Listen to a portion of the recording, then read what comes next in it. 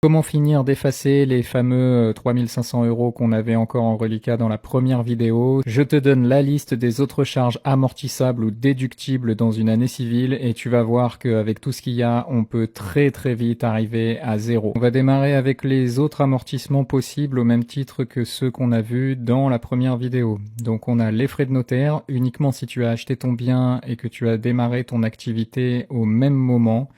Ensuite, on a le mobilier, donc tout le gros mobilier que tu vas acheter, canapé, table, chaise, armoire, etc. À partir du moment où ça a une grosse valeur, c'est amortissable. Le changement de cuisine, si tu refais ta cuisine à neuf et que tu achètes une nouvelle cuisine. Les gros travaux de peinture et de parquet, si tu fais repeindre l'appartement, si tu fais poser du parquet.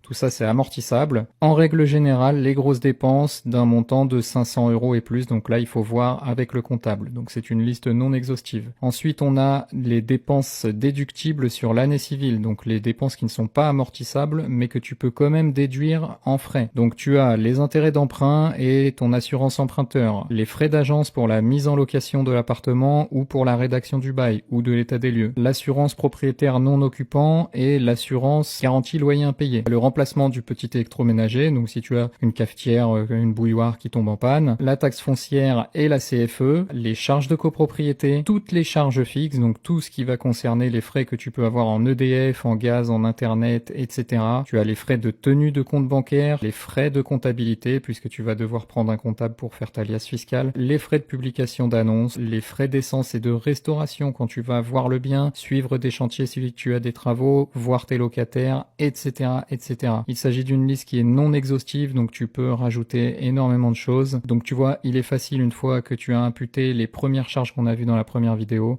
de compléter avec énormément de choses qui vont te permettre d'arriver à 0 € d'imposition. Je te laisse mettre cette vidéo en favori et je te dis à très bientôt.